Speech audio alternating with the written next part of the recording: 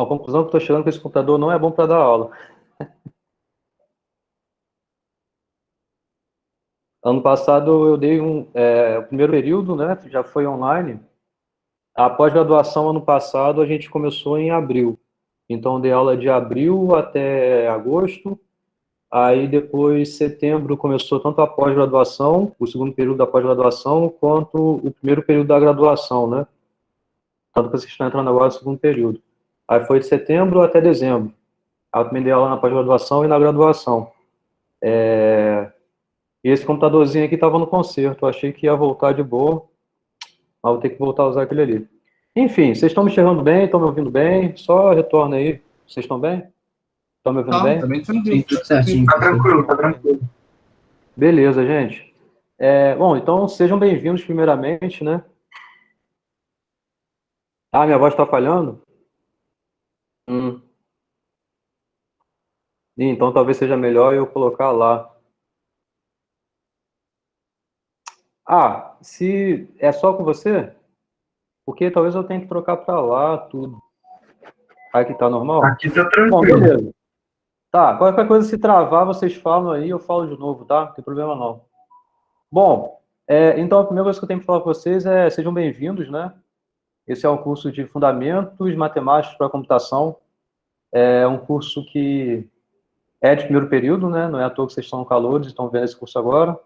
Mas é de primeiro período porque ele vai ser importante ao longo da vida de vocês, pelo menos aqui dentro da faculdade, né? Bom, meu nome é Luiz Felipe, eu sou professor adjunto do departamento, minha sala é 427. Não sei se vocês chegaram aí lá, né? Tiveram algum momento presencial, não sei se vocês tiveram, talvez não, né? Mas, bom, vocês viram que o prédio da computação são dois, né? Tem dois prédios. Tem um lado que é dos professores, tem outro lado que é laboratórios. Então, estou no lado dos professores e a minha sala é no quarto andar, bem pertinho da Copa, da secretaria. Então, estou sempre por lá tomando café. Qualquer dúvida que vocês tiverem de conteúdo, dúvida de algo não relacionado à matéria em si, pode mandar e-mail para mim, essa é a minha página, tá? Esse é meu e-mail. Bom, essa aqui é a turma C1. Esse curso tem três turmas, né? Tem A1, B1, C1. A princípio só seriam duas, A1, B1, e aí acabou que criaram também a turma C1, e eu sou professor da C1. Da A1 e da B1 são outros dois professores, não sei qual é qual, mas qual é da A1 e da B1, mas outros dois professores são a Raquel e o Fábio. Fábio está dando aula agora também, de 6 às 8, e Raquel vai dar aula de 8 às 10. É diferente, tá? Então, o conteúdo que eu estiver dando não é exatamente igual ao conteúdo que Raquel e Fábio vão estar dando. Contudo, o conteúdo que Raquel e Fábio estão dando deles é igual, tá? Eles decidiram fazer por um jeito, eu vou fazer de um outro jeito, que é exatamente o jeito que eu dei período passado, tá? A ementa é a mesma, o conteúdo é essencialmente o mesmo, mas a ordem que vai ser dada é um pouco diferente.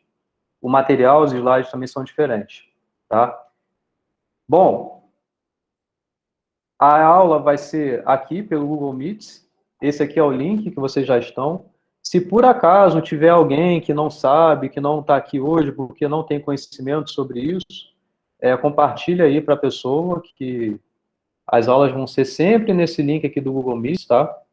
Esses slides aqui vão estar no Google Classroom já já, só quando acabar aqui eu já posto lá. Não só em relação a essa aula de hoje, mas também em relação a todas as aulas. Assim que acabar a aula, eu vou postar para vocês lá no Classroom o conteúdo, o vídeo, né, os slides, o vídeo e coisas a mais que for surgindo por aí, próximo ao final, assim que acabar a aula de vocês, tá? Às terças-feiras é de 6 às 8 a aula e às quintas-feiras também de 6 às 8 a aula, tá? As aulas vão ser 100% síncronas. Síncrono quer dizer que eu vou dar aula ao vivo aqui para vocês. Todo o conteúdo vai ser dado por mim aqui, com vocês participando. E eu vou gravar as aulas, tá? Então, todas as aulas vão ser gravadas, igual está sendo essa aqui, primeira aula, aula 0, né? Bom, mas o conteúdo também vai ser gravado e eu vou postar assim que acabar também no Google Classroom para vocês assistirem quando vocês quiserem, tá? Não só isso, vocês já devem ter tido acesso ao Google Classroom, que é onde estão os documentos, né, todos os arquivos da aula, né? Eu tenho um canal no YouTube, então eu criei período passado justamente porque período passado eu dei FMC para 2 turmas, então eu fiz um pouquinho diferente com eles. Na terça-feira era o momento para eles assistirem às aulas, então eu gravava as aulas, que é o que a gente diz de ser assíncrono. Então eu postava no meu canal do YouTube. Então nesse canal do YouTube tem as gravações de todo o conteúdo do curso de vocês. São 16 aulas, se não me engano. Esse período vai ser um pouquinho menos, eu tirei 2 aulas, porque ficou muito pouco tempo para muito conteúdo ser visto. Então, e vocês vão ver isso pelo cronograma. Então, só acompanhar o cronograma e também as aulas do YouTube, se vocês quiserem assistir por lá também. Mas o que eu vou dar é essencialmente igual tá no YouTube, só que vai ser diferente porque eu vou estar dando aula para vocês aqui ao vivo também, né? Então, vocês têm no YouTube já, se quem quiser adiantar, rever, ver de algum outro jeito, ver o conteúdo sem pausas, né? Porque só sou eu falando. Então, vocês podem aqui acessar o meu canal. Tem a playlist lá, Aulas Fundamentos Matemáticos para a Computação, tá? Tem a playlist, tem as playlists também de outras matérias que eu dou. Então, todas as aulas que eu dei online eu postei no YouTube. Então, tem lá. E eu digo para vocês, se inscrevam lá no meu canal, deixem o joinha, né? Façam essas coisas aí que todo mundo faz no YouTube. Divulguem. Se quiserem comentar por lá, podem, mas vocês podem comentar também pelo Google Classroom. Eu vou ver de qualquer uma das maneiras que vocês postarem as dúvidas de vocês, tá? Comentários, coisas do tipo também. Rapidinho que tem gente chegando aqui. Bom, acho que chegou. Beleza, gente? Beleza, beleza. Tá. A presença na aula, né, nesse nosso encontro síncrono aqui não é obrigatório, mas é claro que eu incentivo muito que vocês participem. Tem mais alguém chegando aqui? Bom, eu incentivo muito que vocês participem desse encontro, porque é o momento para vocês não só ouvirem, né, a explicação, é claro que vocês poderiam ouvir depois a gravação, ou ouvir antecipadamente, ou mesmo depois também no YouTube das aulas que já estão lá, mas também para vocês tirarem as dúvidas de vocês, né? Nesse momento aqui, a ideia é eu explicar o conteúdo e é exercitar com vocês, é fazer exercício. A cada semana, a cada dia de aula, eu tenho uma lista de exercícios enorme para fazer. Aliás, para propor que vocês façam e revisões também que a minha ideia é fazer junto com vocês durante as aulas, tá? Os vídeos do YouTube têm aproximadamente, quer dizer, em média, aí, tipo uns 40 minutos cada aula, mas no início eu acabei fazendo aulas um pouquinho maiores, então tem tipo 1 hora de aula, 1 hora e pouquinho. Depois eu consegui diminuir um pouquinho para 40 minutos, 30 minutos, e é isso. Então, a minha ideia é pegar o que está lá e eu explicar para vocês aqui, mas é claro que cada período muda um pouco o jeito de explicar. Eventualmente eu vou mudar um pouquinho os slides também, mas o conteúdo não. Mas aqui nesse encontro 5 não é o momento de vocês participarem, né? Interagirem aqui comigo, tá? Por favor, interajam comigo, tá? Não deixe falando sozinho, não, por favor. Então, por isso que eu incentivo muito, né? Claro, a participação de vocês. Não conta ponto, vocês não vão ser reprovados se não participarem aqui, se não estiverem presentes aqui, mas, né, faz parte aqui do aprendizado de vocês, né? Essa participação e interação aqui comigo, beleza? Como eu estava falando já sobre o Classroom aqui direto, essa aqui é a página e esse aqui é o código da turma. Então, vocês, por exemplo, tinha alguém, acho que é o Matheus, né? Não tinha acesso ao Classroom, não estava cadastrado lá. Mas, enfim, se tiver alguém nessa situação também aqui, ou se vocês conhecerem alguém que esteja assim, boa noite, André. Divulguem aí o código, a página, que lá vocês vão ter informação toda sobre o curso, tá? Não é à toa que tem um código, né? Porque a página é fechada, só entra quem tem um código. não é um site qualquer, né? Bom, no Classroom vocês vão ter acesso às gravações das aulas, vocês vão ter também acesso às notas das aulas, que no caso são os slides mesmos, né? Lista de exercícios, materiais complementares, por exemplo, revisões. Eu procuro sempre fazer revisão, passar exercício que junte um pouco no mesmo exercício, aulas, mais do que uma aula, isso é um pouquinho a mais do que uma lista, por exemplo, uma lista que eu procuro passar é basicamente, após a cada aula, tem uma lista enorme de exercícios para vocês fazerem. As revisões são exercícios que vocês têm como se fosse uma pequena prova, tá? São essas revisões.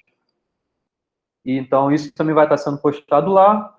Cronograma do curso, que eu acho que vocês, quem já entrou no Classroom, viu que eu já coloquei o cronograma, pelo menos uma ideia do cronograma, vou falar um pouquinho sobre ele já mais, mas já está lá. Datas de avaliações e notas de vocês também, não vou divulgar por e-mail, vocês vão receber tudo pelo Classroom.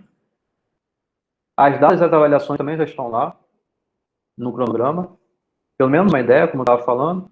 E claro que a interação de vocês também, tem fórum lá no Classroom, vocês podem postar dúvidas, comentar entre vocês mesmos, todo mundo tem acesso a isso, e a cada dúvida que vocês postam lá, eu recebo por e-mail a dúvida de vocês. E da mesma forma, cada comentário que eu faço lá, vai esse comentário por e-mail de vocês. Não sei o quão ambientado vocês estão com o Classroom, mas não é nada de bicho de sete cabeças, é bem intuitivo o uso deles, tá? Fiquem muito atentos ao e-mail IDUF de vocês, tá? É por ele que vocês foram cadastrados e é por ele também que quem for entrar vai estar cadastrado, beleza? Qualquer dúvida, qualquer emergência, urgência que eu tiver de mensagem para me enviar vai ser para o e-mail IDUF de vocês, que também é o e-mail que eu tenho acesso a vocês, né? E também pelo Classroom, né? Se eu resposto qualquer coisa lá no Classroom, vai para o e-mail IDUF de vocês. Beleza? Ok, gente? Tá claro até aqui? Tô entendendo bem o que eu tô falando? Ok. Tranquilo. Sobre avaliações, tá? Falou. Sobre avaliações. Bom, é tudo online, né? Então, as provas também vão ser todas online. Ainda assim, tem uma avaliação que eu chamo de AVON. Eu gosto de falar AVON, apesar de ter escrito AVON, é uma atividade online, tá? Essas atividades online vão ser postadas às quintas-feiras e vocês têm até segunda-feira da semana seguinte para entregar. Claro, eu tenho noção do pouco tempo que é você fazer uma questão, então, por isso mesmo, eu vou postar poucas questões em cada AVON. Vão ser tipo uma questão, duas questões no máximo, que dê tempo coerente para que vocês façam ela de quinta para segunda, tá?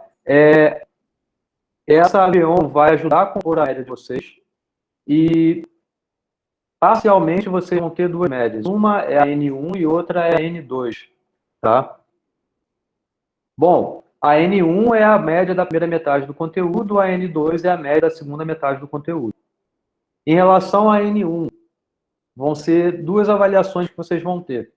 A primeira é a primeira avaliação, a primeira prova, que vai valer 80% da nota, 80% da N1, tá? E vai ter uma primeira AVON aqui que vai valer 20%. Isso daqui eu vou fazer a média ponderada, claro, aqui valendo 80%, aqui valendo 20%, e isso vai ser a sua média N1, tá? Isso é a primeira parte do conteúdo. Eu vou chegar na ementa, no cronograma melhor já para vocês, mas na primeira metade, mais ou menos, vocês vão ter logo a primeira avaliação, que não é muito longe, já é já. Porque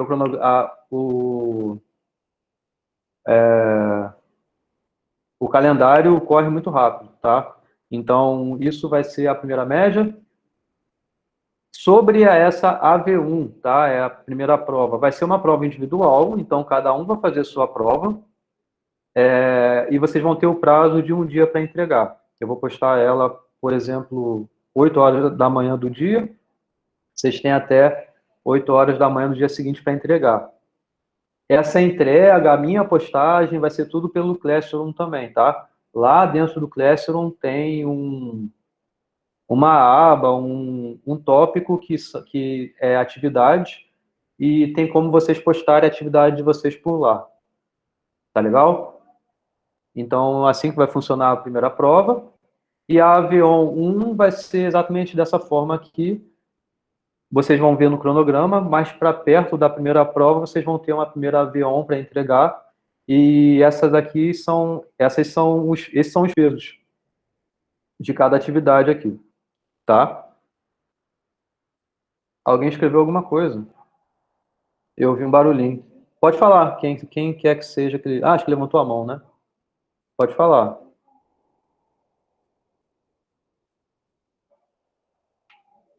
Quem foi que levantou a mão? Deve ter sido sem querer, professor. Álamo. Álamo levantou a mão. Foi você que levantou a mão, Álamo? Quer falar? Foi sem querer?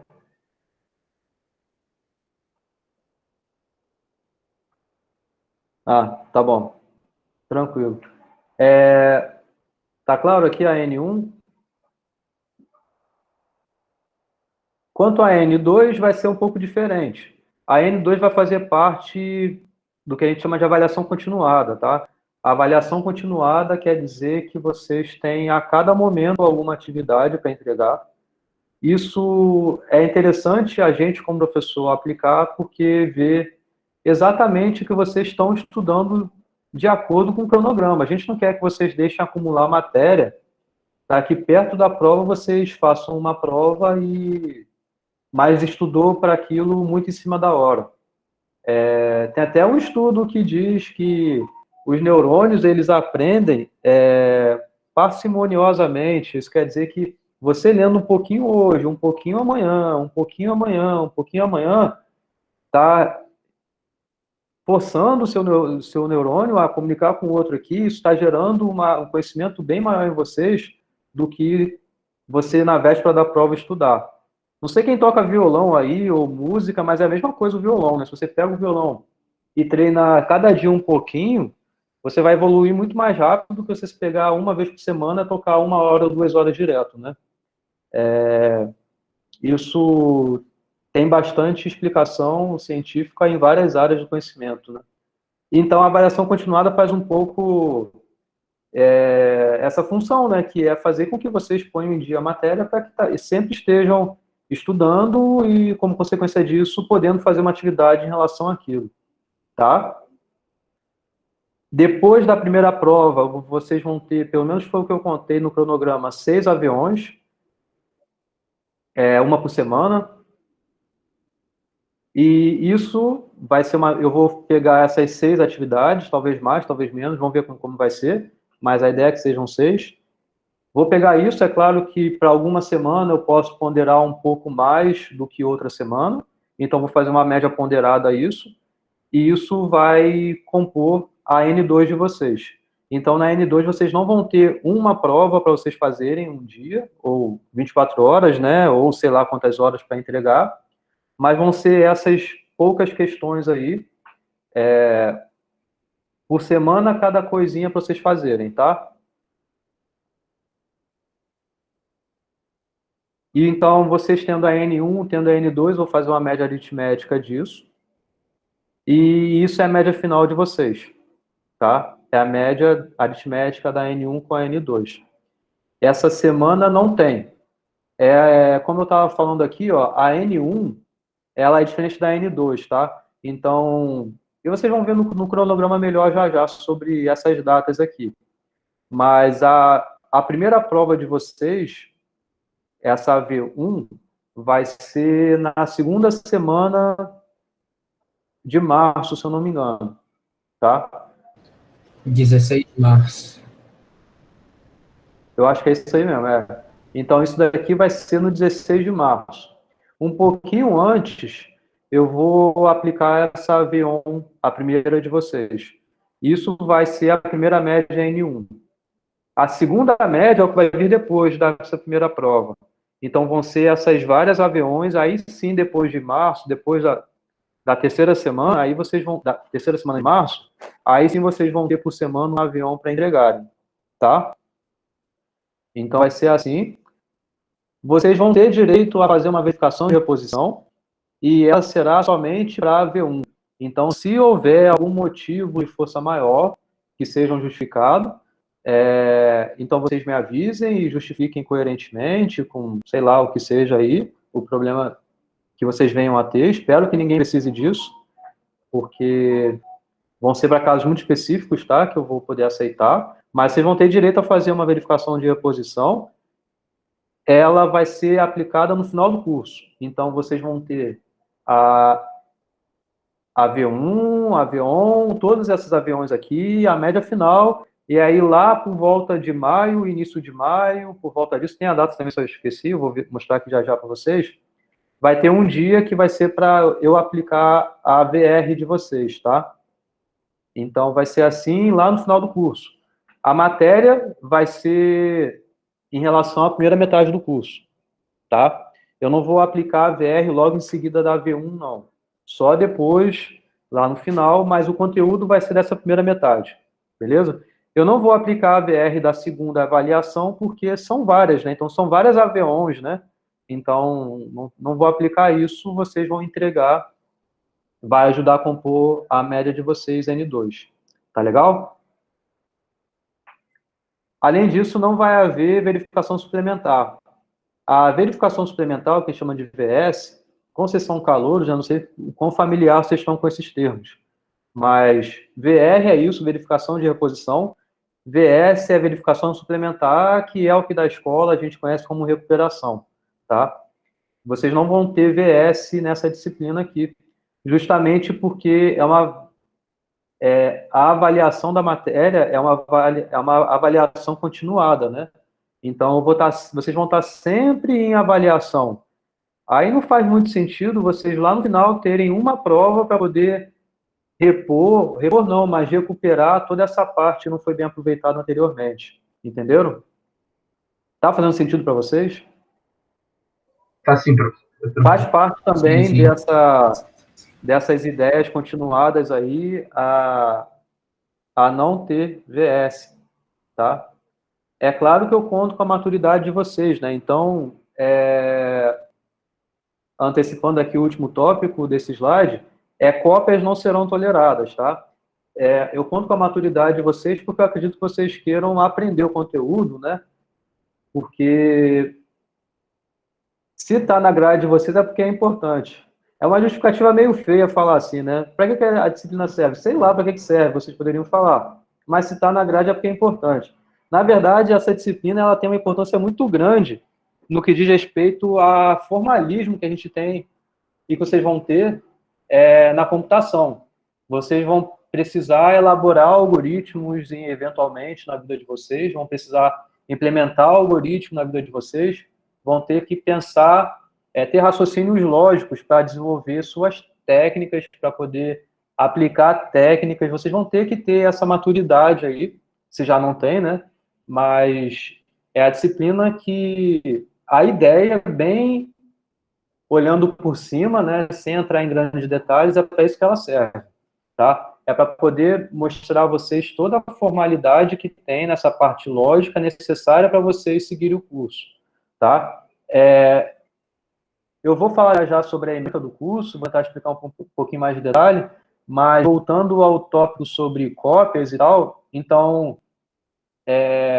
contando com esse entendimento que vocês têm que ter essa maturidade, né, e essa preocupação no aprendizado, se eu pegar cola exercícios que estão iguais em duas respostas, mesmo que vocês criem grupo, tá? Não sei se vocês já têm, mas é muito bom vocês interagirem entre vocês também, para não ficar muito solitário. E um motivar o outro até ajudar a estudar, né? Porque a matéria é grande e tal, então eu estou aqui disponível terça e quinta no horário da aula. Também por e-mail posso responder, tirar dúvida, é claro, mas o dia a dia do estudo, assim, né? É bom vocês trocarem ideia entre vocês. Então, pode ser que, eventualmente, alguém ponha uma questão, uma resposta num grupo, mas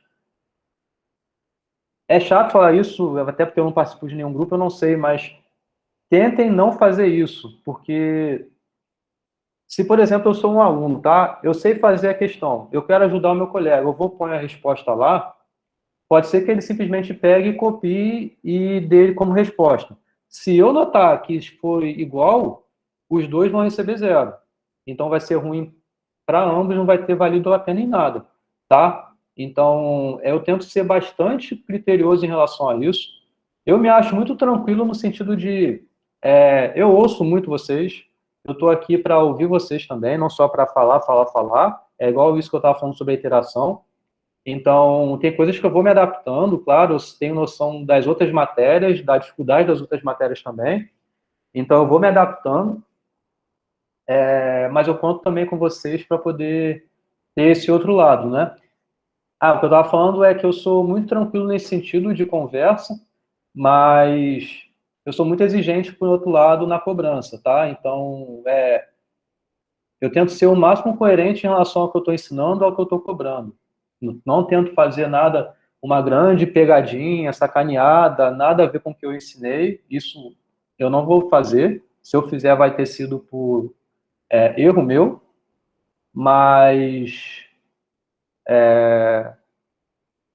a minha cobrança vai ser bem grande em relação à correção, né? A correção, e eu sou muito criterioso no que eu falo também, tá? Então, fiquem sempre muito atentos ao que eu esteja falando aqui, porque eu tento encadear as ideias para poder fazer sentido. Tá legal? Voltando um pouquinho em relação às listas, como eu estava falando, a cada aula vocês vão ter uma lista de exercícios. É uma lista que é bem grande. Todas as aulas, às vezes, tem, sei lá, 30 questões. São questões, repetição de muitas questões parecidas, tá?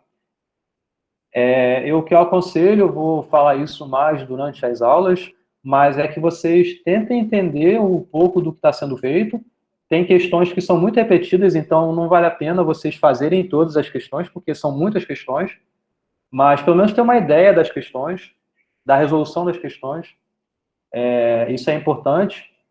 Eu vou postar o gabarito em seguida. Assim, eu posto já. A primeira lista até já postei hoje, que é em relação à aula 1, que vai ser na quinta-feira.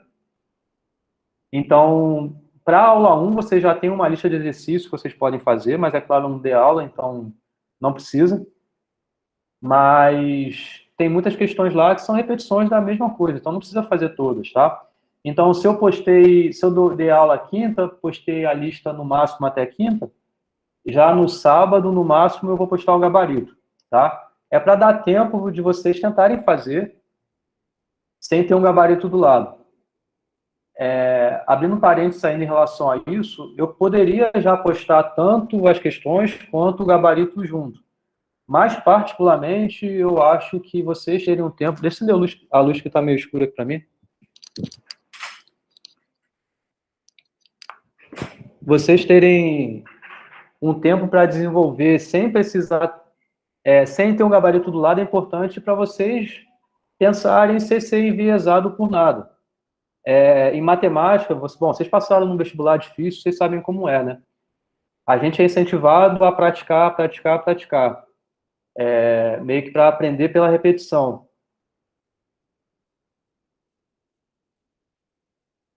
Isso eu concordo um pouco com isso, mas também você tem que ter um tempo para você maturar, né? Para você ficar pensando sozinho sem ter uma resposta do lado e ver se está coerente com o que você está pensando, né?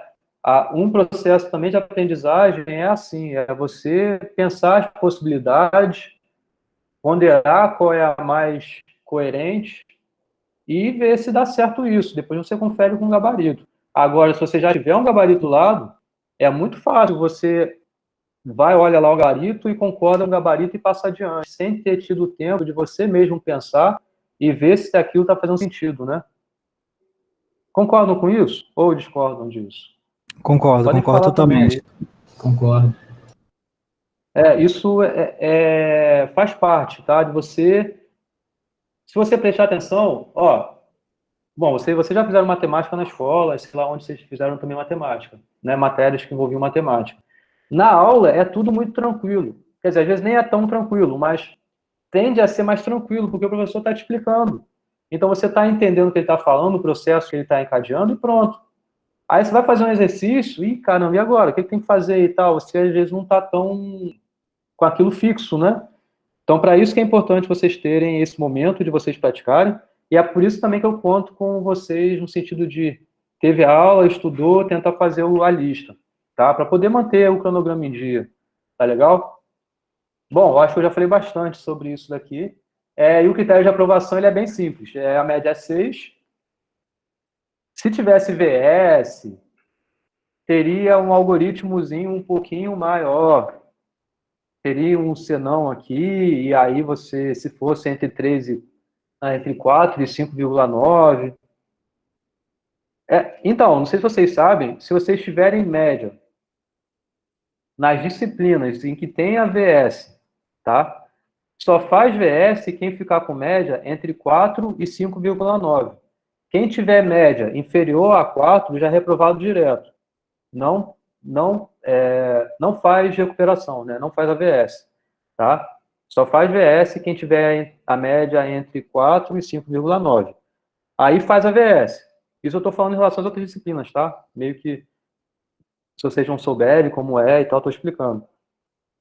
Aí faz a prova, VS.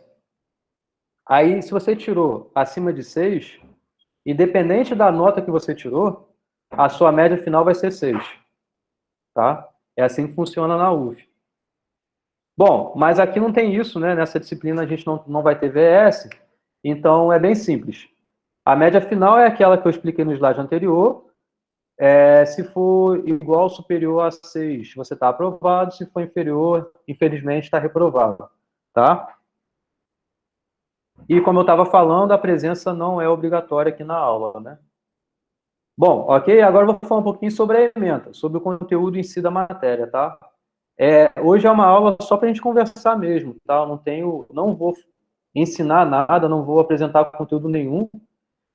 Só vou falar um pouquinho sobre o que vocês vão ver ao longo do curso, a separação entre o que vai ser cobrado na primeira prova e o que vai ser cobrado na segunda prova. Isso, ó. E tu conversar com vocês, né? Fala aí quem levantou a mão. Pode falar. Professor, uma dúvida. Não sei se é a dúvida dos colegas também. Você está conseguindo me ouvir bem? Antônio Vinícius. Só para saber isso. Pode falar, Antônio. Isso, está me ouvindo bem? Alô, está me ouvindo? Show.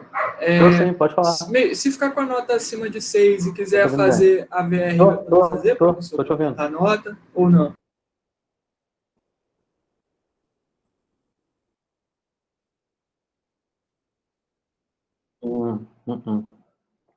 Não. A VR ela só vai se aplicar a quem tiver faltado a V1. Tá? Só parar de faltar a primeira prova. Tá? E a falta também por motivo... Perfeito, obrigado. Bem justificado. Tá? Falou. Mais uma pergunta aqui? Agora é falar um pouquinho sobre a matéria, né? Essa matéria é linda, gente. Eu acho ela sensacional. Alguém quer falar, eu acho. Pode falar, Isaac. O que acontece se você for reprovado em uma matéria? O que acontece? Então, isso ao longo do curso, né? Acontece que você vai ter que refazer. Você não precisa refazer logo em seguida. Você pode fazer no momento que você quiser. É só ter noção em relação ao impacto dessa matéria em relação às outras matérias. Se ela faz pré-requisito, se ela é pré-requisito para alguma outra matéria, você tem que ter feito essa aqui primeiro para fazer a outra. Por exemplo, tá? Mas é isso. Você tem que refazer. Tem algum limite que você pode fazer, né? Isso é regimento da UF, porque senão não você, mas a pessoa que repetiu muitas vezes pode ser jubilada, né? Se não me engano, são 4 vezes a oportunidade de fazer cada matéria, uma coisa do tipo. Mas, enfim, e além disso, você vai ter, no histórico, vai aparecer lá a nota da reprovação, e isso, por consequência, afeta o seu CR, né? O CR, não sei se vocês sabem, é quociente de rendimento, não é isso? Acho que é esse o nome. É a média das matérias que você teve durante o período. Aliás, durante o seu curso. Então, tem o CR do período, mas também tem o CR do seu curso, né? O CR, geralmente, ele afeta ao longo do seu curso, por exemplo, se você quer pedir bolsa para fazer uma iniciação científica. Aliás, vocês sabem o que é essa iniciação científica? Sei sim, sei sim. Você, Antônio, sabe, alguém não sabe. Então, se uma pessoa não sabe, eu vou falar. Então, a iniciação científica, na verdade, é um projeto que vocês, alunos de graduação, participam do professor. Então, eu sou professor, eu tenho um projeto de pesquisa que eu desenvolvo desde a minha época de estudante, e eu colaboro com outros professores, com colegas de outros lugares, de outras universidades, e para o aluno de graduação, ele vai estudar um pouquinho desse projeto que eu faço, por exemplo, ou qualquer outro professor faz, e ganha uma bolsa para isso. Existem órgãos de fomento, por exemplo, tem a FAPERJ, que é um órgão de fomento estadual, que dá bolsa para os alunos. Para você concorrer a essa bolsa, você tem que ter um CR pelo menos, eu acho que 6. Então, a média das suas matérias, inclusive contando com as que você reprovou, tem que ser 6. Tá? Então, por exemplo, se você ficou com 3 na matéria, isso vai pesar bem mal lá no seu CR, né? Vai fazer descer um pouquinho o seu CR. Mesmo que depois você tenha ficado com mau notão na matéria, mas vai pesar. Enfim, e aí é isso. A PERJ exige 6. Pelo menos exigia. Independente de ficar com média 10 ou 6, vai ser 6. Não entendi muito bem. Ô, João, isso você está falando, acho que é outra coisa, né? É sobre a AVS, da matéria que tem AVS. É sobre o que eu estou falando aqui agora? É o que eu estou falando sobre CR.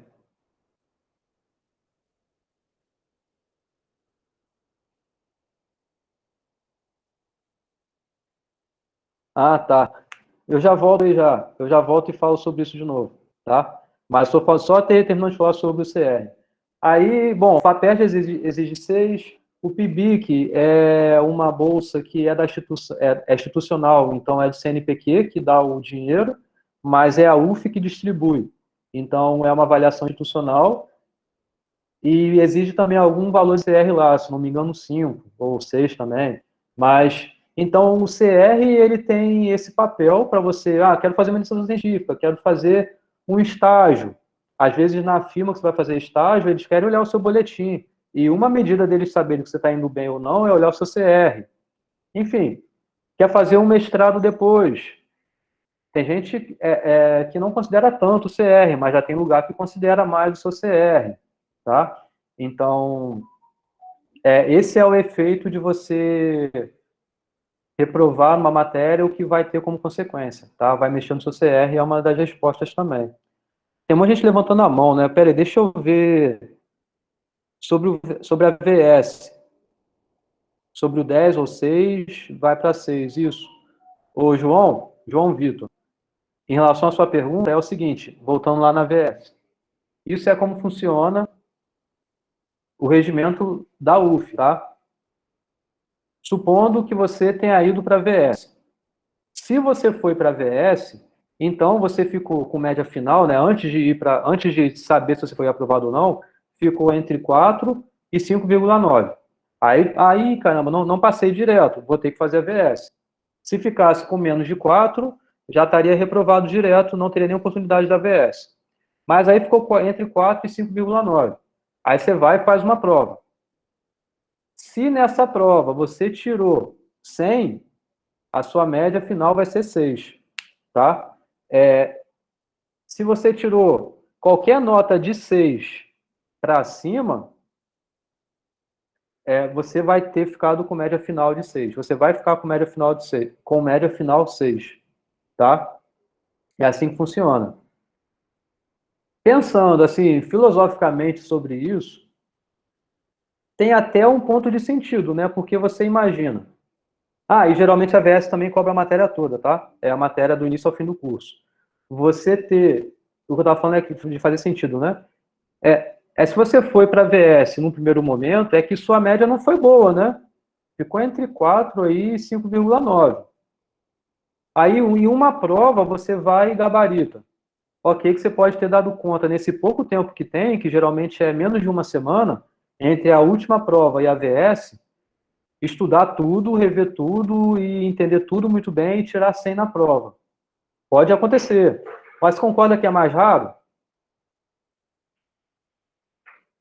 Bom, sei lá o que é mais raro ou o que não é, mas enfim, você ter uma média 100 para algo que foi avaliado só por uma prova é complicado, né?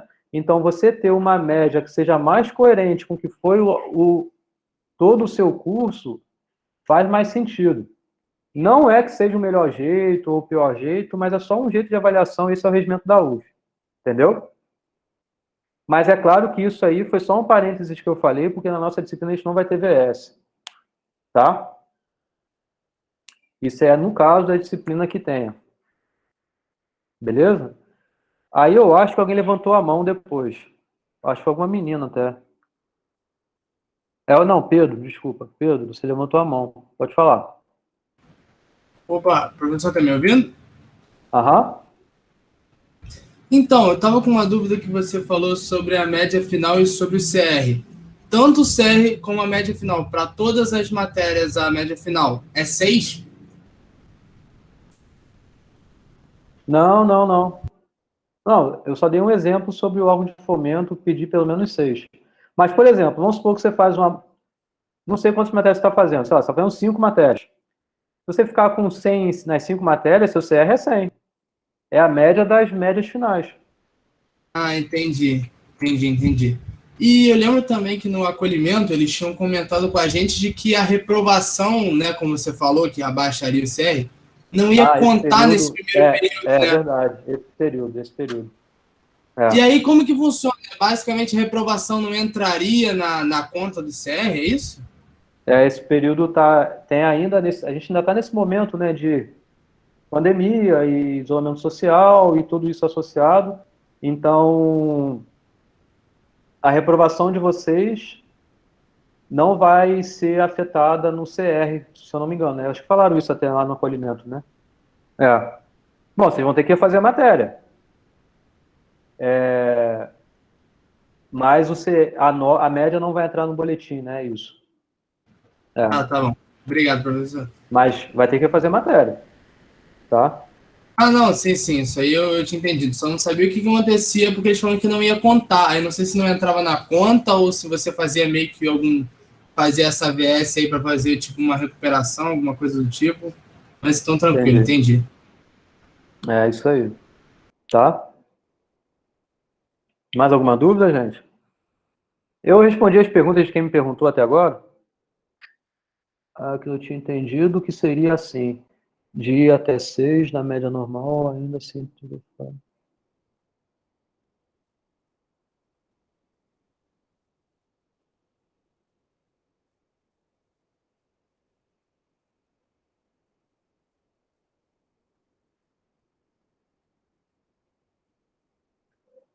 Pera aí.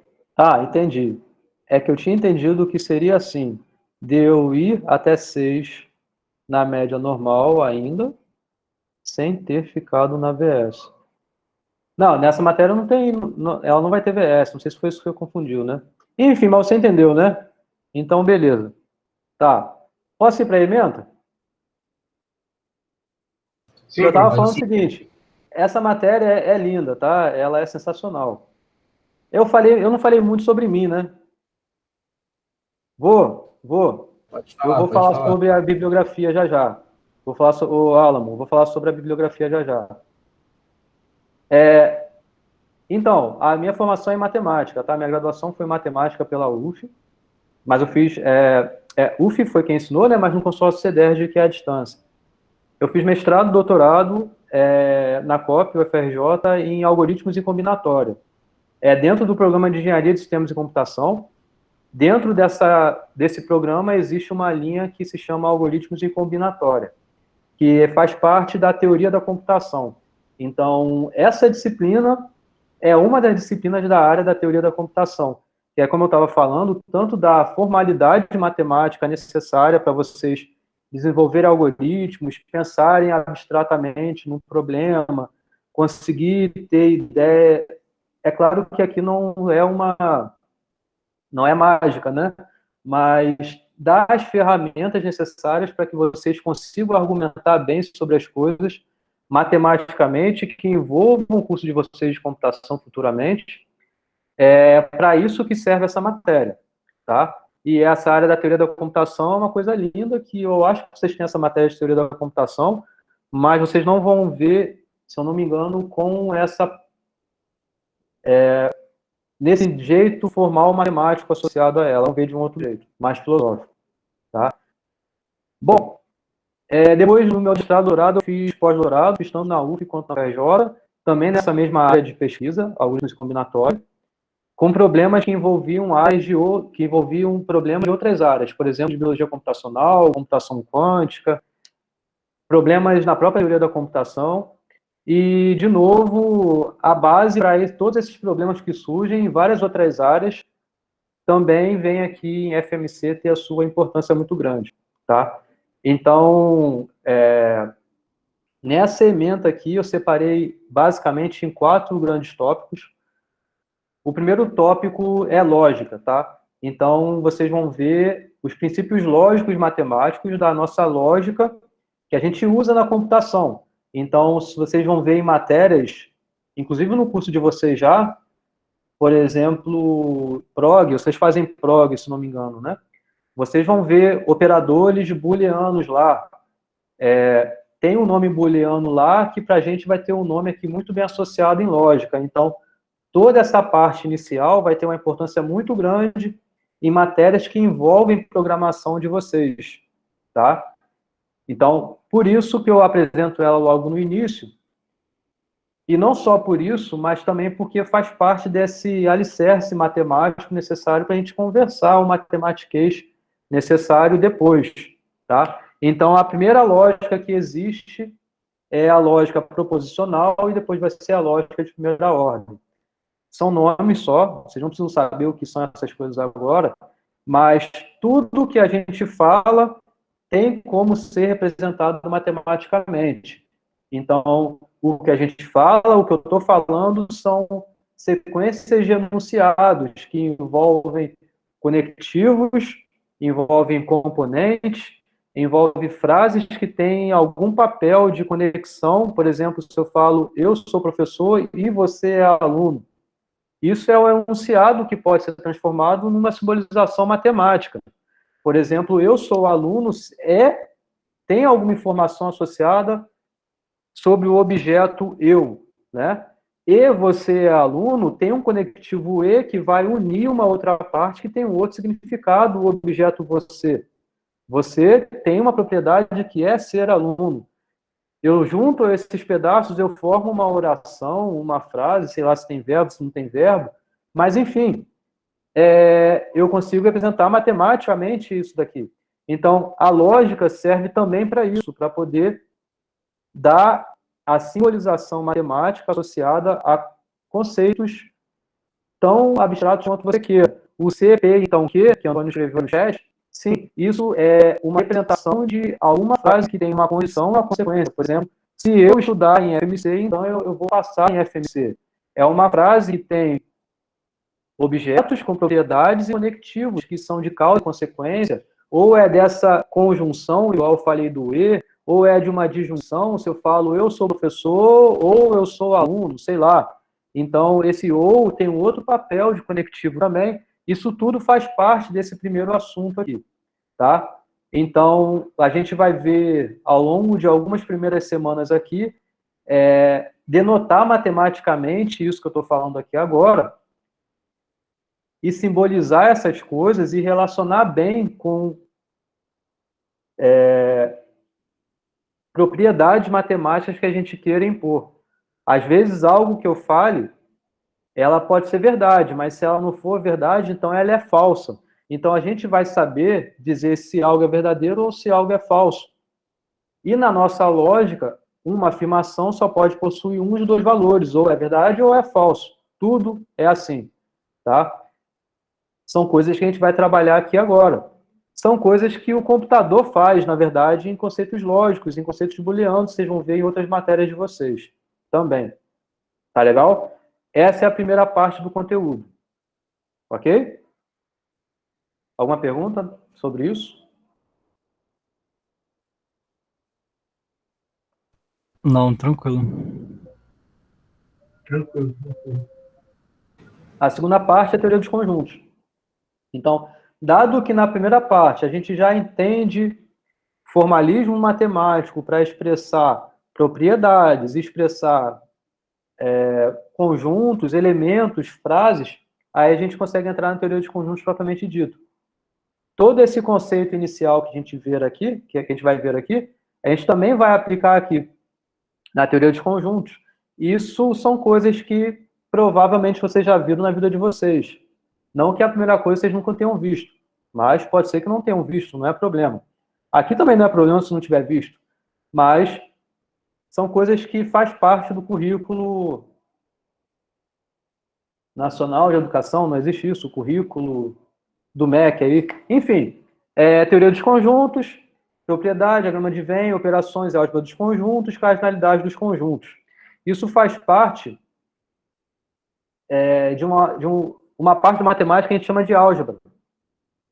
Então, dentro da álgebra existe, por exemplo, a teoria dos conjuntos, que tem os elementos com propriedades, relações que esses elementos têm, e isso tem uma importância grande também no que vai vir a seguir, que é a parte de contagem. Então, a gente vai saber determinar quantos elementos tem num conjunto. Isso é um problema clássico que a gente trabalha em contagem, mas a gente vai conseguir trabalhar isso lá porque a gente vai conseguir entender o que é um conjunto nessa primeira parte. Não só entender o que é um conjunto, né, mas as propriedades inerentes à teoria dos conjuntos. Tá? Tá claro o que eu estou falando até aqui? Tem pessoas saindo aqui da aula, gente. Não saiam, não, por favor, fiquem. É muito bom isso aqui. Sobre a terceira parte, então, vem a análise combinatória. Que dentro de análise combinatória, o problema que a gente estuda é saber contar. É isso que a gente trabalha na análise combinatória. Tudo que rege a análise combinatória é em função dessa pergunta, ou coisas relacionadas a isso. A saber analisar bem os casos possíveis do seu problema, tá? Isso pode ser que vocês não enxerguem uma aplicação em computação, mas tem muito grande, por exemplo, quando você pensa, eu quero resolver um problema computacionalmente falando, tá? Para resolver esse problema, às vezes você precisa analisar todos os casos. Às vezes você precisa tratar todos os casos. E aí, quantos são esses casos? Como você vai saber responder essa pergunta? Como você vai conseguir avaliar a eficiência de uma estratégia que você está adotando? Então, é uma aplicação de análise combinatória que a gente vai estudar aqui. Análise combinatória, a gente vê princípio multiplicativo, princípio aditivo. Essas duas palavrinhas aqui, aliás, essas 4 palavrinhas, princípio aditivo, princípio multiplicativo, resume tudo o que a gente vai ver em análise combinatória. Tudo que vê em análise combinatória é consequência dessas duas coisas, do princípio aditivo, do princípio multiplicativo, tá? Então, se você já ouviu falar combinação, arranjo, permutação, combinação com repetição, não sei o que lá circular, não sei o que lá com repetição, é tudo aplicação do princípio aditivo e princípio multiplicativo, tá? Então, a minha ideia é que vocês consigam entender bem esse alicerce e que a gente consiga evoluir bem essas coisas aqui para esses conceitos que envolvem nomes e fórmulas, mas que nada precisa ser decorado. Tudo aqui é compreensível e com ideias encadeadas uma a partir da outra. Então, se vocês já viram fórmula na vida de vocês, vai aparecer aqui de novo. Mas eu vou justificar todas as fórmulas. É o que a gente diz de demonstrar as fórmulas. Para entender mais fortemente sobre isso de demonstração, a gente vai ver no final do curso. Ainda assim, antes de entrar em demonstração, essa parte anterior, eu vou argumentar o porquê que as fórmulas são corretas, sem precisar ter explicado tecnicamente o que é uma demonstração, tá? Mas ainda assim, para complementar o curso, a gente tem essa quarta parte, que aí sim é técnica de demonstração. Para você argumentar que um algoritmo seu funciona bem, ele trabalha numa corretude de sei lá quanto, que vocês vão aprender em matérias mais à frente, é necessário você demonstrar isso matematicamente. A gente não demonstra algo matematicamente com um exemplo. Por exemplo, se eu quiser que você me demonstre que a soma de dois pares é sempre um número par. Isso é verdade, concordam com isso? Pega dois números pares aí, soma esses números. O resultado vai dar um número par? Isso que eu falei é uma propriedade verdadeira? Ou é falso? Verdadeiro. É verdadeiro, né? Agora, como é que eu mostro isso matematicamente? Como é que eu demonstro isso? Nunca vai ser exibindo exemplo. Nunca vai ser dizendo, ó, isso que você falou é verdade, sabe por quê? Ó, porque 2 mais 2 é igual a 4, e 4 é par, 2 é par, 2 é par. Ou porque 2 mais 4 é igual a 6, ó, 6 é par, 2 é par, 4 é par. Não é com exemplos, tá? Então, por isso que vocês vão aprender as técnicas para isso. Então, as técnicas para isso são direta, contrapositiva, contradição, por caso. Isso tudo aqui é uma aplicação do que a gente vê na primeira parte do curso em lógica. Esses conceitos que eu acabei de falar lá, direta, contrapositiva, contradição, casos, são coisas que vocês vão aprender aqui. Perdão. E uma aplicação disso vai estar lá na frente, nessas técnicas aqui. Beleza? Além dessas técnicas, vocês vão ver uma outra técnica muito poderosa para mostrar propriedades matemáticas, que é o princípio da indução matemática. Tá? São coisas que a gente vai ver também mais para o final do curso, e que vai ter uma importância, uma aplicação enorme, não só por ser mais uma outra técnica de demonstração matemática, mas também porque vai ter sua aplicação em relações de recorrência. Relações de recorrência vai ser algo muito importante na vida de vocês, como computeiros, como pessoas de computação, que é desenvolver algoritmos recursivos. Vocês vão ver, não sei se vocês já viram, se vocês já ouviram falar nesse nome, mas vocês vão ver em técnicas de algoritmo, em matérias de vocês de algoritmo, duas. Uma são os algoritmos iterativos e outros são os algoritmos recursivos. Algoritmos recursivos se baseiam muito por técnicas de relação de recorrência. Então, essa é uma matéria que você vê como ela é ampla nesse sentido de ter aplicação tanto dentro da própria matéria como em outras matérias. Tá? Então, é uma coisa super linda isso aqui. Gostaram do que eu falei, gente? Eu não ensaiei, não. Foi tudo no improviso. Mas entenderam o que eu falei? Entendi. Bacana, bacana. Tá? Seguinte.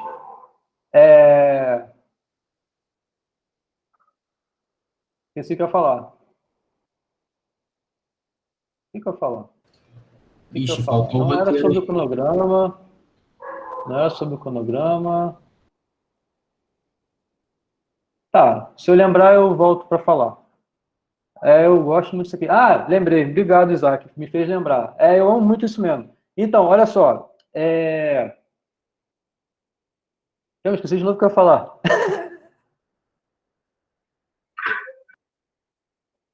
Eu não posso parar e falar outra coisa. Eu lembrei, eu tinha que ter falado logo, né? Eu amo muito isso. Eu amo muito isso. Tem alguma coisa a ver com amar isso aqui.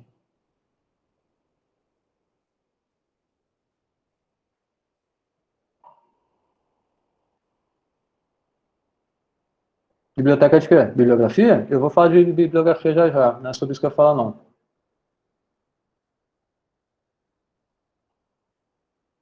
Falei sobre recursividade. Enfim, eu vou lembrar. Eu vou lembrar. Se eu não lembrar, foi mal. Em algum momento talvez eu lembre, talvez eu não lembre, mas, enfim. Tentei, tá? Vamos para o cronograma. Ó, isso aqui eu já postei para vocês. Esse link aqui, ele já está no Google Classroom, lá na mensagem de boas-vindas que eu coloquei. Tem um cronograma, o link para o cronograma. Ó, hoje é dia 2. Na semana do carnaval, vocês não vão ter aula. Então, tentam pôr em dia, tá? A matéria, se tiver acumulada. Tentem fazer as listas. Aqui vocês vão ter 3 listas que eu já vou ter postado. Então, vocês tentem fazer, tirem dúvidas. Podem mandar e-mail para mim, que eu vou responder. Eu só coloquei a semana também para vocês tentarem pôr em dia a matéria. Professor, Depois a gente vai ter... Fala, Bruno. ao final de cada aula você posta uma lista, ou ao final de cada semana você posta uma lista de exercícios? Aula. É. Nessa parte aqui de início, ao final de cada aula. Aqui embaixo, se você for ver, tem 2 aulas que é sobre o mesmo assunto. Então, provavelmente... Não, se bem que eu tenho, sim. Eu tenho uma para cada aula, mesmo dentro dessa mesma matéria, mesmo assunto. Tá? Então, uma para cada aula. Tranquilo, valeu. Então, um pouco do que eu estava falando sobre avaliação, ó. A primeira prova de vocês está marcada para o dia 16 de março. Eu espero que dê certo assim. Se por acaso eu chegar aqui ao final, essa aula aqui não consegui fazer em uma aula só, vou ter que usar mais outra. Eu jogo isso aqui um pouco para frente, não tem problema. O calendário vai até dia 10 de maio. Eu acho que é dia 10 de maio que vai o calendário, ou por volta disso. Mas, contando com as semanas aqui, eu posso ir até o dia 6 sem problema. Tanto que essa parte final aqui é mais para avaliação de vocês. Também, eventualmente, para vocês entregarem atividades aqui. Eu vou ver sobre essas datas direitinho, mas vocês postando aqui, dá tempo de eu corrigir tudo. Enfim, dá tudo certo. Mas, se por acaso eu não conseguir terminar em uma aula, eu jogo um pouco para frente. Então, é isso que eu estava falando sobre, eventualmente, mudar um pouco essas datas, mas eu acredito que não vai mudar, não. Tá? Fala. Quem quer falar aí? Pedro? Professora, que eu vi que você colocou agora, essas AV11 a gente vai fazer pelo Classroom, né? Sim, pelo Classroom. Tá, e a AV1, já tem alguma ideia de em que portal que a gente vai usar? Como que vai fazer a prova? Também. A V1, essa aqui? É. Aham. No Classroom também. Lá no Classroom vai ter uma atividade, um tópico que vai ser a atividade lá para vocês postarem. Vocês vão ter acesso ao PDF da avaliação que eu vou postar lá, e por lá mesmo vocês vão postar de volta a atividade de vocês. Tá bom. Entendi. Bom, vocês vão postar a atividade de vocês como? Mais para perto eu vou falar melhor sobre isso, mas antecipando, eu quero que vocês façam manuscrito, tá? À mão, façam à mão, não precisa pôr o enunciado, mas façam ela toda à mão. Eu uso, por exemplo, aqui o meu celular para escanear coisas, né? Então, tem aplicativo, por exemplo, Tiny Scanner, tem sei lá qual outro, enfim, tem vários aplicativos de graça que digitalizam as coisas. Eu uso esse Tiny Scanner aqui, tá? Eu posto para vocês aí depois, mais para perto, mas é bem fácil, eu posto no celular, é basicamente uma foto que ele faz do celular, ele gera um PDF. Eu quero que seja para o PDF também, a postagem de vocês, em um único arquivo. E vocês vão postar lá pelo Classroom, sem nenhum problema. É bem tranquilo, não vai aumentar muito o tempo de vocês nisso de fazer essa postagem. Quer dizer, eventualmente a internet de vocês e tudo mais, mas é bem tranquilo. Tá? Beleza, Pedro? A prova é assíncrona, então. Alguém falou alguma outra coisa aí no fundo. A prova Natália? é assíncrona, então. A prova é. Isso, Ok. dado esse tempo aí de 24 horas, né? Isso aí. Eu anotei no chat aqui porque eu lembrei o que eu queria falar. Depois eu volto aí no que é a diferença entre discreto e contínuo, tá? Eu volto nisso aí que eu escrevi no chat para vocês. Só porque eu lembrei aquilo que eu tinha esquecido umas 3 vezes. Mas deixa eu terminar a falar aqui sobre o cronograma. Tá? Bom, então, viu, ó, aqui dia 4, se eu não me engano, é numa quinta. Então, quinta, eu posto a atividade, na segunda-feira, no caso, dia 8, vocês entregam. Bem na semana, né, na semana da última matéria, com revisão, e aí na terça-feira da outra semana é a primeira prova de vocês. como eu estava falando na ementa, isso daqui compõe a primeira parte lá, aquele primeiro slide da N1 que eu coloquei, né? Essa primeira parte. Então, é meio que um mês e um pouquinho para vocês aprender, verem essa parte, entenderem bem essa primeira parte, e depois, de março até final de abril, é a parte restante. Repara que eu separei aqui dias para ser de exercício, de revisão, que é para vocês entenderem bem a mecânica das coisas, né? Não só entender os conceitos, eu espero que vocês entendam com as explicações, mas que vocês também tenham tempo de maturar isso com vocês, fazerem, eu trabalhar um pouco com vocês isso daqui, tá? Vai ser o momento para isso. Eu espero que dê tudo certo. Tem tudo para dar certo. Se não der certo, não deu certo, mas se der certo, deu certo, né? É bem simples assim. Bom, isso é o cronograma. Vista de... Já deu tudo certo, né? Então, isso daqui eu coloquei vista de avaliações, né? Se vocês quiserem rever, claro, vocês podem...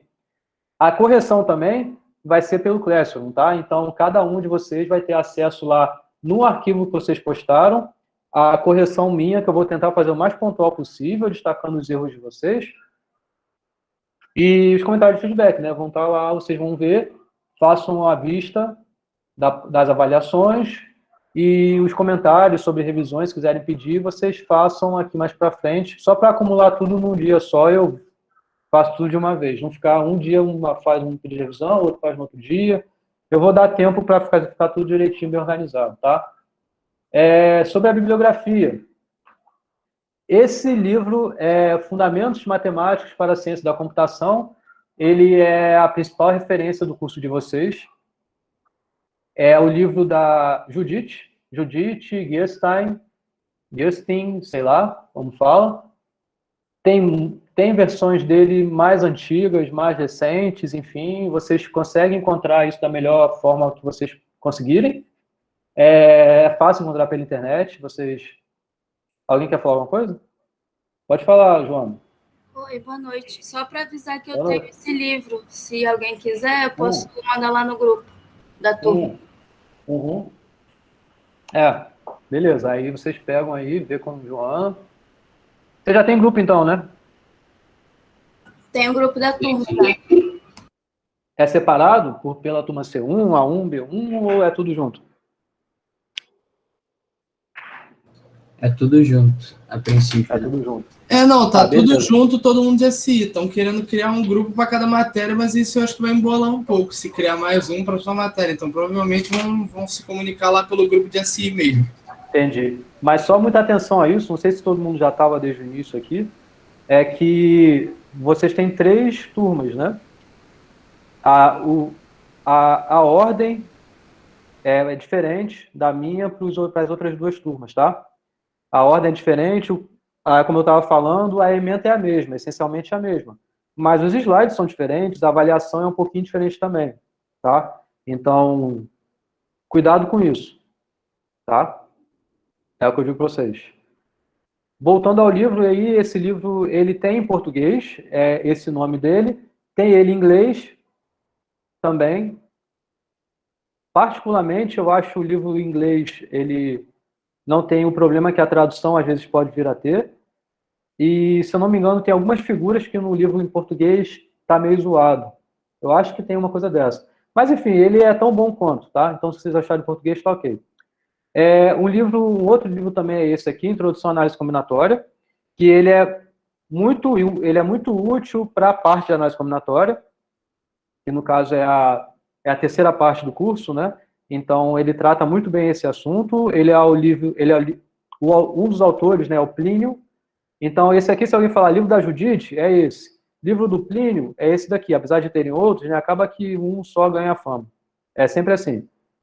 Vocês, em computação, vocês vão ver o livro do Cormen. É um livro que é uma bíblia da computação, tem, sei lá, 800 páginas, ou mais do que isso até, e tem, basicamente, todos os assuntos de computação tem nele.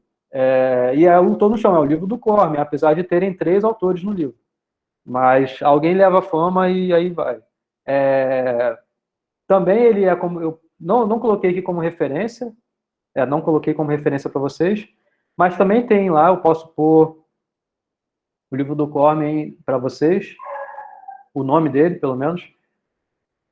Bom, tem esse outro aqui também, Matemática Discreta para Computação Informática, e entrando no nome Matemática Discreta, que eu quero falar já, que também era o que eu tinha para falar, eu tinha esquecido. Eu vou falar já. É um livro muito bom também.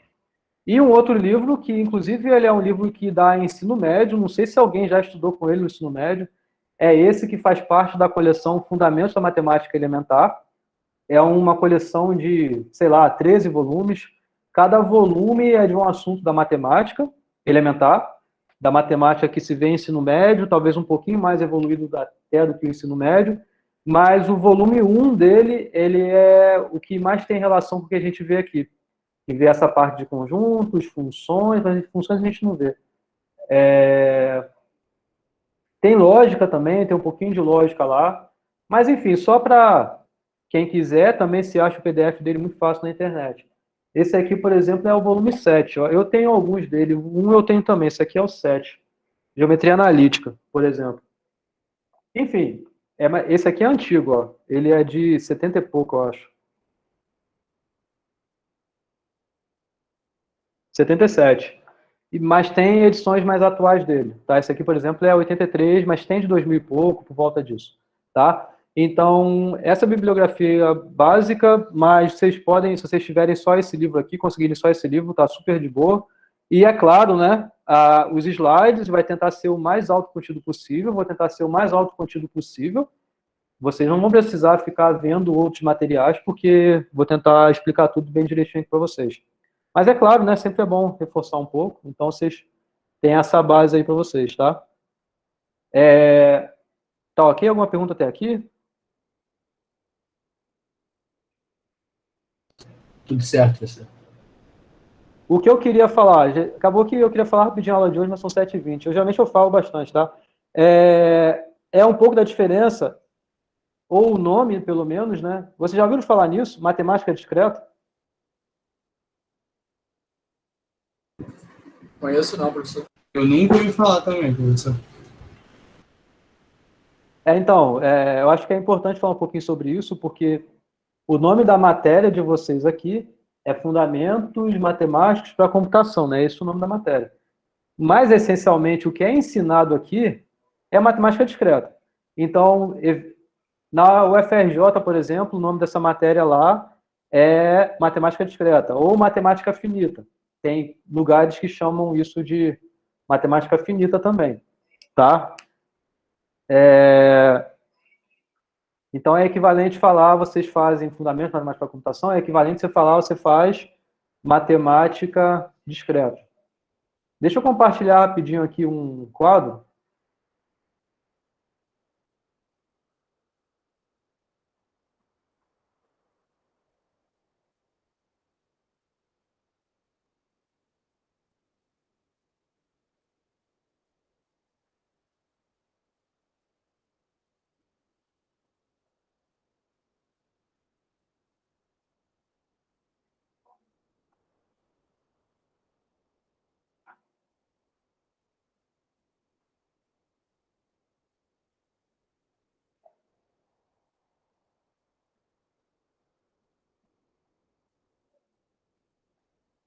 Oi, vocês estão vendo aqui, né? Tá. Então, o que eu queria mostrar para vocês aqui é esse quadro.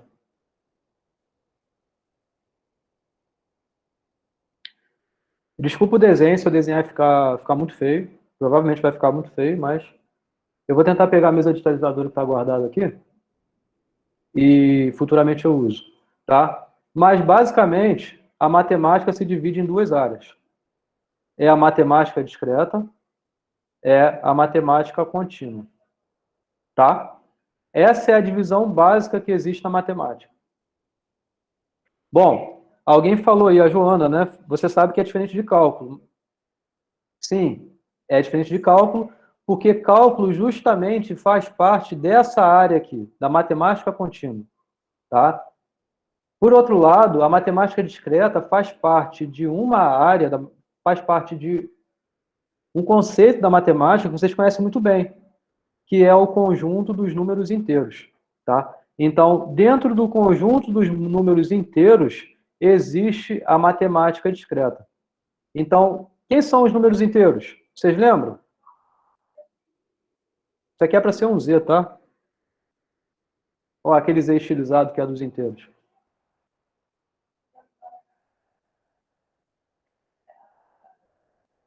Então, fala para mim, quem são os inteiros?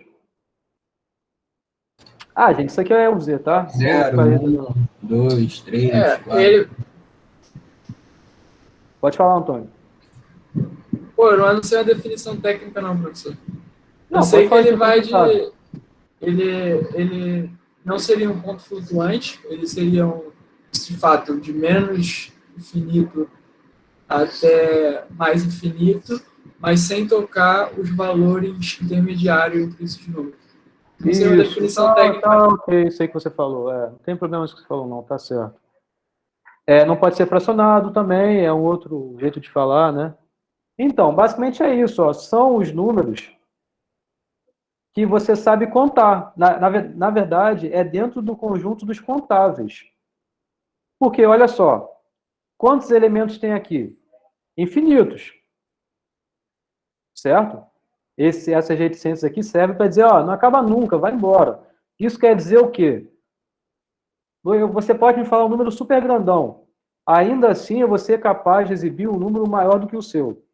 Sempre vai ser possível, de um número quão grande que seja, alguém exibir um número maior ainda do que esse que você exibiu. Isso que significa ser infinito. Nunca acaba. É tanto para a esquerda quanto para a direita. Ou seja, você toma tanto os negativos quanto os positivos. Além disso, o zero. Tá? O zero é não positivo e não negativo ao mesmo tempo, né? Então, esse é o dos números inteiros. A matemática discreta, também chamada matemática contável, matemática finita, tem a ver com isso, porque a gente sabe contar. Entre o 1 e o 2, existem quantos números nesse conjunto dos inteiros? Nenhum. Nenhum. Perfeito, nenhum. Ou seja, depois do 1 tem um consecutivo dele que é o 2. Depois do 2 tem um consecutivo dele que é o... Sei lá, qual foi que eu falei, perdão. Depois do 1 tem um consecutivo do 1 que é o 2, tem um consecutivo que é o 3, tem um consecutivo que é o 4, e assim por diante. Então, a gente sabe contar, a gente sabe determinar o tamanho, mesmo tendo os negativos a essa possibilidade. A gente sabe contar, tá? Vou fazer uma pergunta diferente para vocês. Entre o 1 e o 2, existe nenhum inteiro. Agora, entre o 1 e o 2, existem quantos reais?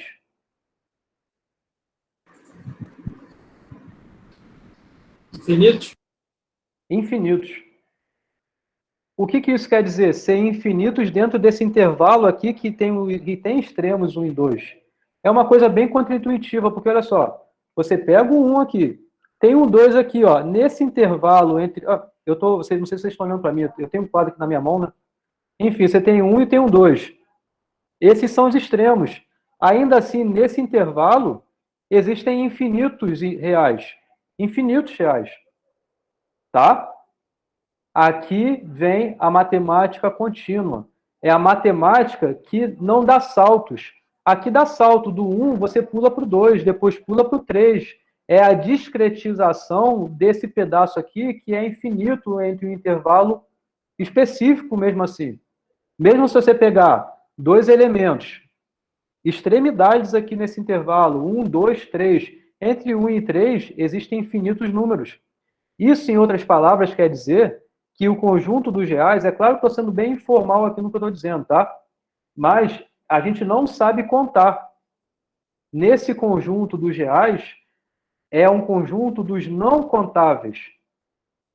São infinitos termos que tem entre 1 e 2. Isso quer dizer o quê? Por exemplo, se você pegar, me der um número muito pequenininho aqui, muito próximo do 1, ainda assim eu sou capaz de dar a você um número que está mais próximo ainda do 1 que o que você me deu.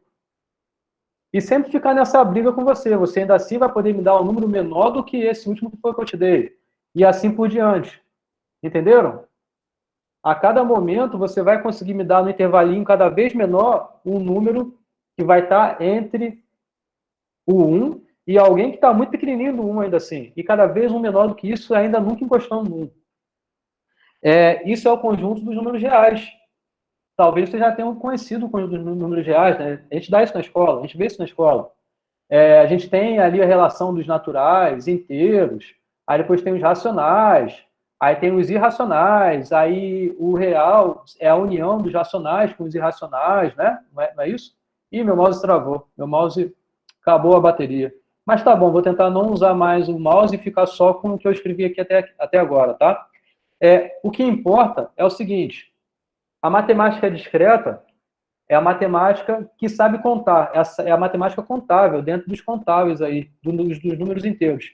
Tudo que a gente estuda aqui nessa área está dentro desse conjunto dos inteiros.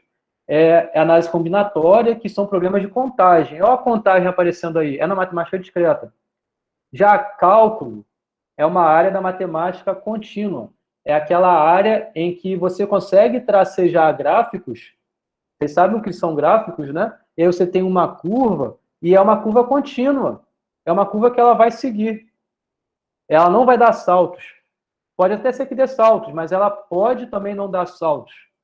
Não tem problema. Essa é uma curva contínua. Essa curva contínua num gráfico, naquele plano cartesiano lá,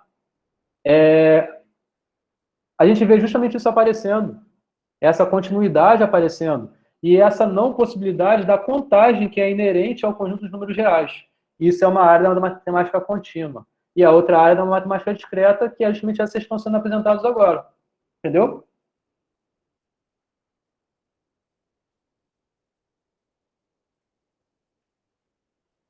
Entendeu? Tranquilo, professor, tudo certinho. Alguém não entendeu o que eu falei? É só para curiosidade, tá? Isso não é conteúdo, eu só estou meio que separando bem as coisas e dando para efeito de curiosidade, né? Então, matemática discreta, né? É uma palavra que é normal as pessoas não saberem o que é. Então, estou falando um pouco por causa disso, tá? Tem que pegar outro mouse lá dentro. Bom, gente, mas eu acho que o mouse acabou na hora certa porque não tem mais nada para falar, não. A não ser que vocês tenham aí perguntas, comentários.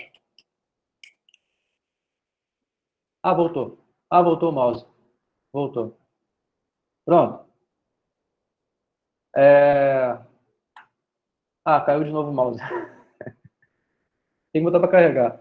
Bom, mas é isso. Algum comentário?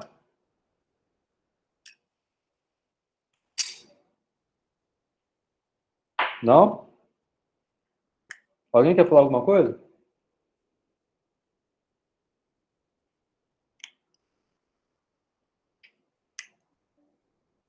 Então tá bom, gente. Eu tenho que arrumar o mouse para poder fechar a aula. Vou pegar aí dentro o mouse, mas é isso. Então, ó. Ah, é isso que eu queria falar. Ô, Felipe, eu queria falar sobre isso. É isso aqui mesmo. O que eu queria falar é a diferença da matemática contínua e discreta. É que eu lembrei do gancho que ele falou de eu amar a matéria, é isso, né? Porque eu amo essa área aqui discreta, tá? Uma coisa que eu não falei é da aplicação, né? Isso aqui se aplica muito ao que o computador faz, né? Ele discretiza problemas contínuos. Mesmo se você for estudar em algum momento simulações computacionais, essas simulações que existem, por exemplo, escoamento do esgoto, sei lá de onde, existem métodos numéricos que estudam essas coisas. Mas esses métodos que envolvem a computação, se trata tudo por discretizar essa continuidade aí que existe. Porque o computador não vai ser capaz de armazenar essa infinitude de números que existem entre o 1 e o 2. Ele tem que discretizar. Ele tem que saber contar nas simulações dele. Entendeu? Então, mesmo esses métodos que estariam dentro da matemática contínua, quando se fala em computação, é tudo discretizado. Tá? Bom, mas é isso aí, gente. Quinta-feira a gente tem aula, tá? É a aula 1, hoje foi a aula 0 aí, só foi apresentar o curso, vocês verem aí quem é o seu professor, sou eu. E é isso. A ideia é eu apresentar a matéria. Por favor, se inscrevam no meu canal aí do YouTube aí, tá? Se inscrevam lá. Tem lá no Classroom. Já tô inscrito lá, já desde que você mandou o e-mail, professor. Tá bom, valeu. Lá, professor. Daqui a pouco Divulgue eu aí, curti vídeo lá. deixa o joinha lá, tá? Isso, o sininho também, é tudo assim. Sucesso aí, só sucesso. Bom, beleza, até quinta então, gente. Eu vou pegar um mouse aí decente Até quinta, para professor. Valeu. aqui. Tá? Tchau, gente. Valeu. Tamo junto. Tchau. Obrigado, tchau. Zé. É meu canal, esse aí. Esse aí é meu canal, hein?